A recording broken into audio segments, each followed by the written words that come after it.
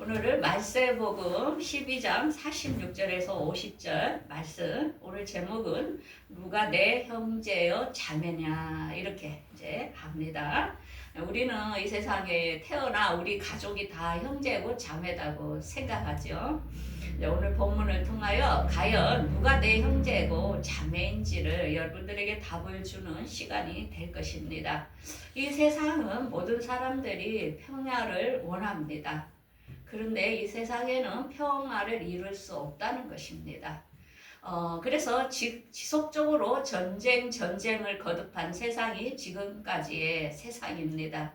우리는 이 전쟁이 없다면 얼마나 좋을까 모두가 바라는 마음입니다. 그런데 우리에게는 이 전쟁을 통과해야만이 이제 전쟁이 없는 세상이 옵니다. 지금 이란과 이란과 이스라엘, 미국과 전쟁이 터졌지요. 이게 이제 지속적으로 됩니다. 그래서 이게 어떻게 발전하냐면은 이란 이제 잠시 아마 평화 조약처럼 할 수는 있어도 미국이 이거는 이란이 멈추지 않습니다. 결국은 러시아와 합작해서 터키, 그 다음에 리비아, 에디오피아 합작해서 3차 전이 일어납니다.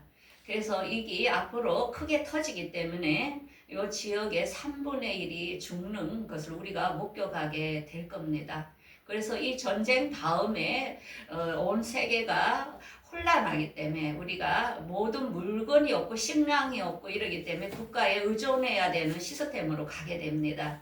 그래서 우리가 오른손이나 이마에 표를 넣어야만이 칩을 넣습니다. 쌀톨만한 칩을. 그래야만이 국가 정책을 받을 수 있는 시스템으로 이제 지금 오고 있습니다. 그래서 이 전쟁이 한번 터지고 그러고 나서 이 전쟁이 지난 다음에 아마겟돈 전쟁이라는 게 이스라엘에서 한번 더 터집니다.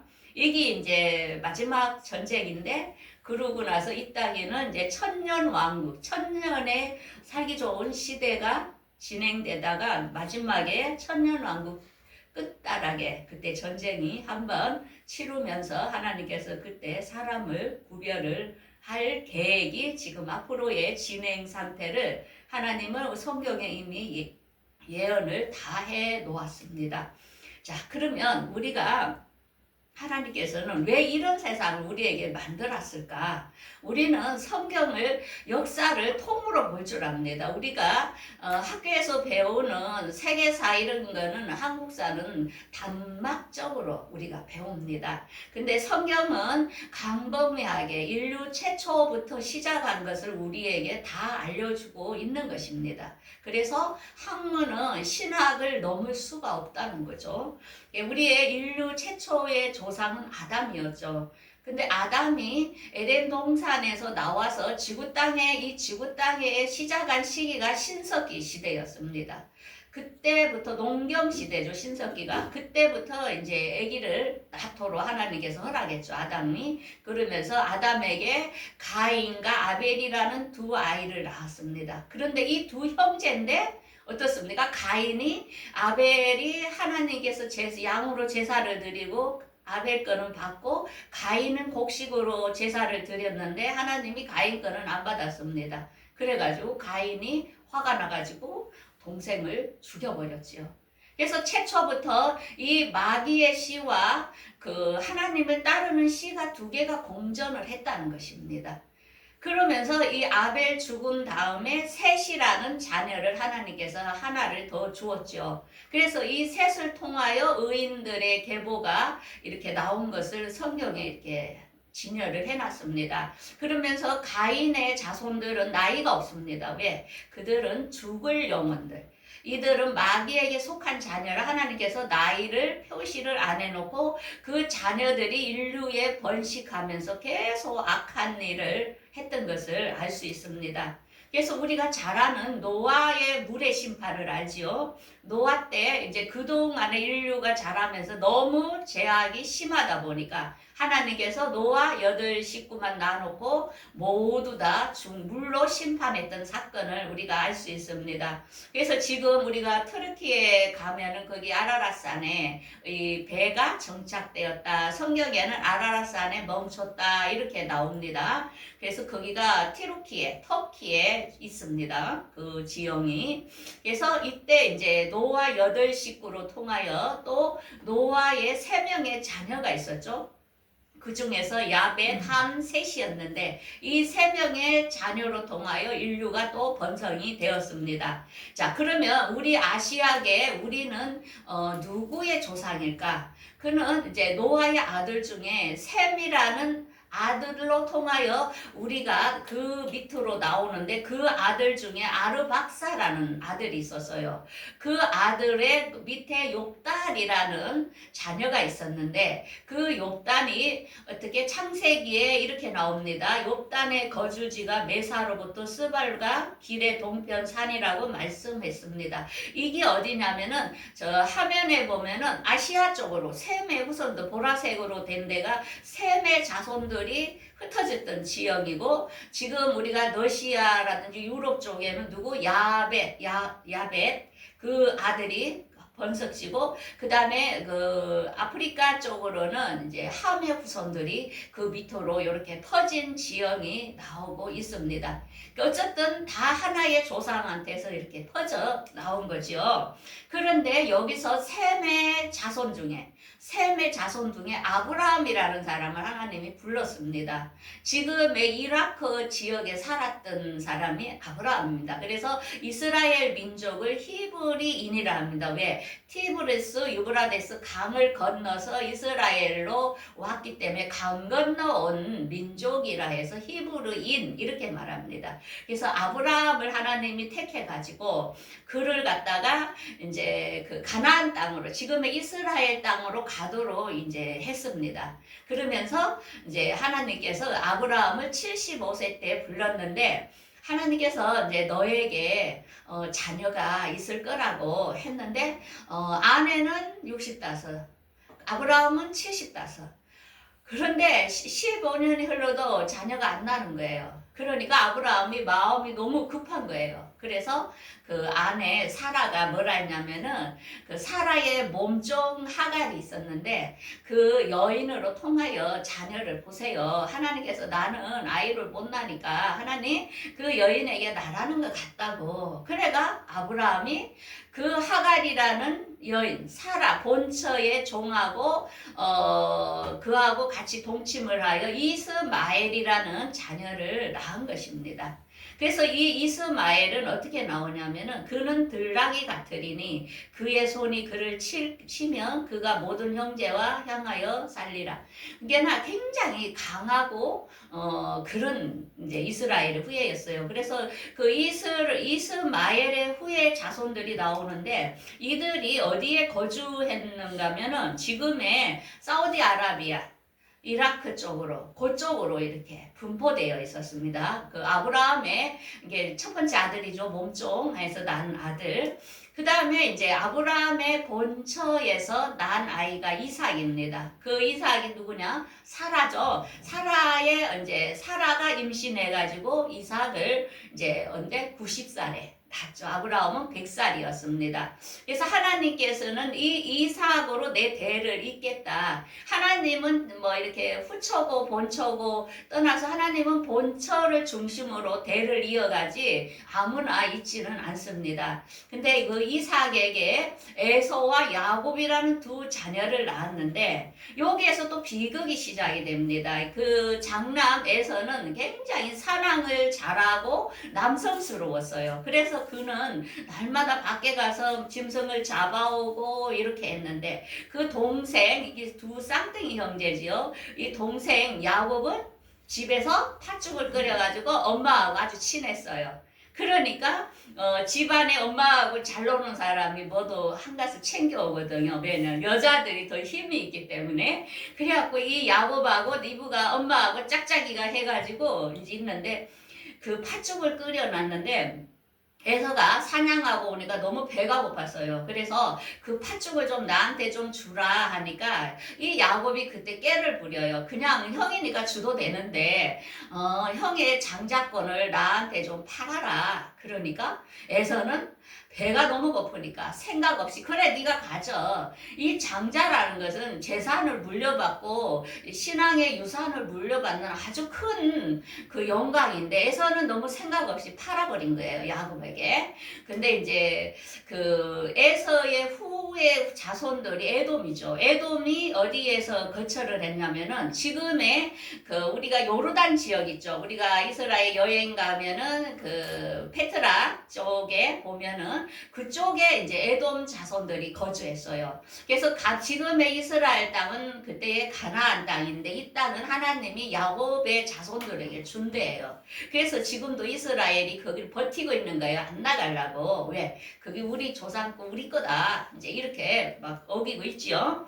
이제 그래서 야곱은 어디에 거주했냐면 하나님께서 야곱의 후손들에게 지금의 이스라엘 땅 그 지역을 이렇게 나눠줬어요. 이렇게 11개 해가지고 딱 그 자손별로 나눠준대요. 그런데 여기서 노마 시대 때 핍박을 받다 보니까 이스라엘 사람들이 다 흩어진 거죠. 그래서 오늘날 세계 역사는 뭐 이스라엘 사람들을 나쁘다 하는데 실제로는 그들 땅이에요. 그 팔레스 땅이 아니에요. 원래가. 이들 땅이에요. 그래서 이제 이스라엘은 하나님께서는 자기 본토, 하나님의 눈이 거하는 데가 이스라엘 땅입니다. 그런데 아브라함이 또 어떤 이제 실수를 했냐면은 사라 본처가 죽고 나서 140살에 또 후처를 두었어요. 그때는 나이가 들어 아이를 낳나 봐요. 그래서 이 후처 그드라라는 사람한테서 6명의 자녀를 한 거예요. 그래서 이들이 어디에 분포됐냐면은 지금의 이제 사우디나 이라크나 중동 지역으로 이렇게 다 번성된 거예요. 그러니까 아브라함으로 통하여 다 한 형제들이에요. 이들이 중동 지역이. 그런데 이 중동 지역이 비극이 뭐냐면은 이제 지금 싸움이 붙었지요.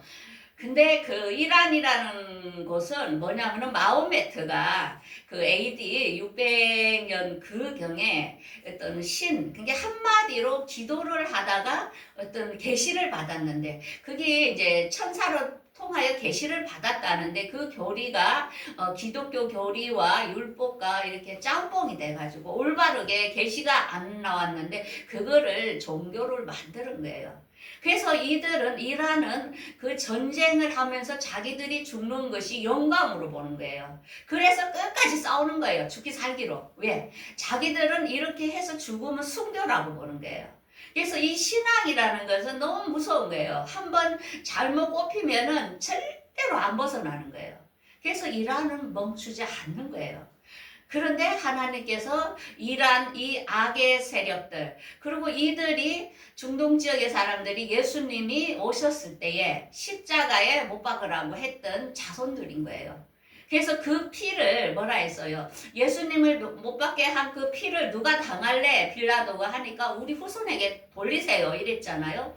그래서 그 후손들이 죽는 시간이 이 중동 전쟁이 치루어져야 되는 시간대예요. 그래서 어느 나라가 개입을 하게 되냐면은 성경에는 터키, 지금 티르키죠? 리비아, 에티오피아, 러시아가 대장이 돼요. 이게 러시아가 전쟁을 멈추겠죠. 좀 있으면 이란하고 합세해서 어디를? 이스라엘을 쳐들어가는 거예요. 그래서 이스라엘에 쳐들어가면 이스라엘이 어떻게 못 이기겠죠. 이 많은 나라가 구름대처럼 온다니까. 그런데 이스라엘이 거의 멸망하게 가는 시점에 그때 이 전쟁을 하나님께서 같이 해줄 거예요. 그래서 성경에 에스겔 38장에 이렇게 나옵니다. 그 날에 하나님께서 그들을 칼로 이제 치는데 어떻게 치냐면 한마디로 전쟁하러 온 사람끼리 싸우는 거예요. 눈이 어두워져가 막 그 러시아군인지 이란군인지 같이 합해인지를 몰라. 그냥 같이 서로 주고받고 싸우는 거예요. 그리고 전염병과 폭우와 우박덩어리, 불과 유황으로 그때 이스라엘 그 지역에 전쟁하러 온 사람들에게 쏟겠다고 지금 나오고 있습니다. 그래서 아마 엄청나게 죽는 일이 우리가 목격을 할 거예요. 아마 이때 핵이 터지지 않겠나 보기도 합니다. 왜? 거기에 죽은 사람들을 따로 시체를 뭐 옷을 입고 치우더라고요, 성경에. 그래서 이 엄청나게 죽는 걸 보면서 하나님께서는 이렇게 말합니다. 내가 이스라엘 나라의 하나님이고 내가 하나님이라는 것을 만 세상에게 여호와인 줄 보이겠다 하는 게 중동 전쟁인 거예요. 그래서 우리는 지금 이게 다가오고 있기 때문에 지금은 뭐를 해야 되냐면은 먹을 거, 식량 이런 게 물가가 앞으로 엄청 뜨기 때문에 비축을 해야 됩니다. 지금 엄청난 기근이 몰려오고 있고 기름을 봉쇄함으로 앞으로 물가 폭등이 되면서 우리 원화가 가치가 없어지니까 어떻게 되겠습니까? 지금도 올해부터 이렇게 제가 경기를 보면은 엄청 어려워요. 사람들이. 자영업자는 다 쓰러져 가고 있고 이거는 지금 시작에 불과해요. 그래서 우리는 하나님을 믿는 사람이기 때문에 하나님은 말씀을 통하여 우리를 알리시고 대비를 하라고 이제 하시는 거죠. 그래서 하나님께서는 이 땅에 오신 목적이 뭐냐? 나는 불을 던지러 왔다 이랬어요. 그러면서 너희에게 받을 세례가 어딨냐? 이거 뭐냐? 성령을 받아야만이 우리가 하나님의 말씀을 깨닫게 된다는 것입니다. 그래서 성령을 못 받은 세상 사람들은 우리가 하는 얘기가 이상한 나라의 얘기로 들리는 거예요. 근데 제 설교가 들린다면 그건 은혜예요. 하나님께서 깨닫는 지혜를 주셨다는 거죠. 그러면서 하나님께서 나는 세상에 화평을 주러 온 것이 아니고 분쟁을 하려 왔다. 이렇게 말씀입니다. 그러면서 한 집에 5사람이 사는데 아버지와 아들과 시어머니와 딸과 며느리가 분쟁하게 되리라. 이렇게 말씀을 하고 있어요. 그런데 여기에서 뭐냐? 누구든지 내 아버지의 뜻대로 하는 자가 나의 형제요, 자매요, 어머니라는 것입니다. 분명히 하나님께서는 우리 인류 역사 가인과 아벨의 후예로부터 악과 선이 공존하면서 섞이고 왔습니다. 그래서 엄마가 한 배에서 나왔다 해도 그 속에 악인가 선인가 하나님 편과 마귀의 편이 갈라진다는 것입니다. 그 갈라지는 게 뭐라고요? 예수님의 말씀을 따르느냐 안 따르느냐에 따라서 가족이 갈라진다는 거죠. 구별을 해내겠다는 것입니다.